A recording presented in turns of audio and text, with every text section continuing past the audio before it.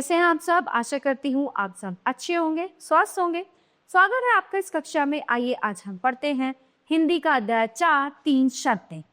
इसमें ये एक नाटक है। इसमें ये पात्र हैं गोपाल भांड, चंद्रभानु, राजा कृष्ण, चंद्र, सूत्रधार। पहला दृश्य, चंद्रभानु का घर। चंद्रभानु गोपाल भांड शतरंज खेल रहे हैं। सूत्रधार, राजा कृष्णचंद्र के सभासद गोपाल से बहुत ईर्ष्या द्वेष रखते थे क्योंकि वो बहुत हाजिर जवाब था और राजा का प्रिय मित्र था। वे अक्सर गोपाल को छकाने की कोशिश करते पर हर बार उन्हें मुंह की खानी पड़ती। चंद्रभानु नाम का एक मंत्री गोपाल भांड से बहुत ईर्ष्या करता था। उसने भांड को नीचे दिखाने की एक योजना बनाई। उसने गोपाल को शतरंज खेलने के लिए अपने घर बुला के चंद्रभानु खेलते खेलते अचानक, तुम्हें अपनी बुद्धि का बहुत घमंड है ना? तुम सोचते हो तुम्हारे जैसा इंसान दुनिया में दूसरा नहीं, तुम सब कर सकते हो। गोपाल शांत भाव से उसकी ओर देखता है। चंद्रभानु, क्यों, क्या कहते हो? मुस्कुराते हुए, आप ठीक ही कहते हैं। यदि मैं सोच समझ कर काम करूं तो मेरे लिए कुछ भी असंभव नहीं। चंद्रभानु अशिष्टता से, तुम बहुत ही घमंडी हो और अपने बारे में बहुत ऊंचे विचार रखते हैं, पर एक काम है जो तुम भी नहीं कर सकते। गोपाल भांड, वह क्या है? चंद्रभानु, मुझे पूरा विश्वास है कि तुम महाराज का कुर्ता नहीं उतरवा सकते। गोपाल भांड, वाह, ये तो कुछ भी नहीं है।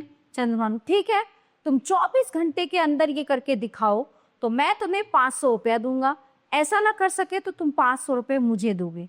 मंजूर है शर्त? गोपाल क्या करता है, स्वीकृति से सिर हिला देता है। मुझे शर्त मंजूर है।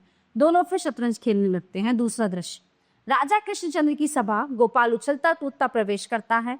गोपाल भांड झुककर प्रणाम करते हुए, महाराज, मेरे अंदर अचानक एक अजीब सी दिव्य शक्ति प्रवेश कर गई है। मैं वो सब देख सकता हूँ जो और कोई नहीं देख सकता। राजा मुस्कुराते हुए, अच्छा, कोई उदाहरण पेश करो। तो गोपाल कहता है कि मुझे आपके दाहिने कंधे पर एक छोटा सा काला दिल दिखाई दे रहा है महाराज। राजा आनंद देते हुए, अच्छा ऐसा है? तो गोपाल कहता है, मैं ठीक ही कह रहा हूँ राजा धीराज, मुझे वह तिल स्पष्ट दिखाई दे रहा है। राजा, तो ठीक है, मैं तुम्हारे साथ शर्त लगाता हूँ। जैसा कि तुम कह रहे हो, अगर मेरे दाहिने कंधे पर तिल हुआ तो मैं तुम्हें 100 रुपये दूंगा, और अगर ना हुआ तो तुम मुझे 100 रुपये देना। गोपाल बहुत हैरान होता है। गोपाल, आप अपने आप से, महाराज अपने सभासदों के साथ कभी शर्त नहीं लगाते, आज क्या बात है? राजा से, महाराज, मुझे आपकी शर्त मंजूर है। राजा अपना कुर्ता उतारते हैं। क्या कोई तिल है मेरे कंधे पर? निराश होने का अभिनय करते हुए, नहीं महाराज। राजा, तो मैं शर्त जीत गया। तो गोपाल कहता है, 100 रुपये देते हुए, महाराज मैं एक बात पूछना चाहता हूँ, आपने मेरे साथ शर्त क्यों लगाई? तो राजा कहता है, कल चंद्रभानु ने सभा में कहा था कि गोपाल से 100 रुपये निकलवा ले, उसे वह 100 रुपये देगा। भानु ने सभा में कहा था कि जो गोपाल से 100 रुपये निकलवा ले उसे वह 100 रुपये देगा। चंद्रभानु को विश्वास था कि कोई भी तुम्हें मूर्ख नहीं बना सकता। मैंने सोचा कि क्यों ना मैं ही कोशिश करूं, और आज ही अवसर मिल गया। मैं हैरान हूं कि मैंने तुम्हें इतनी आसानी से हरा दी। गोपाल हंसी रोककर उदास दिखने का बहाना करता है। गोपाल, महाराज जरा चंद्रभानु को तो बुलवा लीजिए। चंद्रभानु आता है। राजा, चंद्रभानु, मैंने गोपाल को हरा दिया और उससे 100 रुपये जीत लिए, और तुम्हारी शर्त भी। चंद्रभानु आश्चर्य से देखता है। चंद्रभानु रुपए देते हुए, महाराज मुझे विश्वास नहीं हुआ, आप कहते हैं तो। राजा उसे पूरी बात बताते हैं। राजा, आज तो मैंने 2 शर्तें जीत ली, इसे कहते हैं भाग्य। एक तुम्हें हराकर और एक गोपाल को भांड को, मैं कितना भाग्यशाली हूँ। सूत्रधार, दोनों में ये साहस नहीं था कि राजा को बताएं कि कुर्ता उतरवाकर उनके साथ भी चाल खेली गई है। अब तीसरे दृश्य में क्या होता है?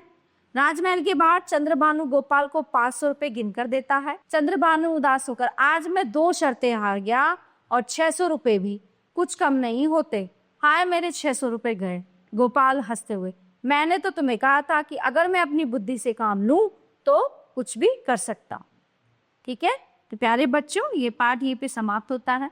आशा करती हूँ आपको अच्छे से समझ आया होगा। मिलते हैं अगली कक्षा में। धन्यवाद।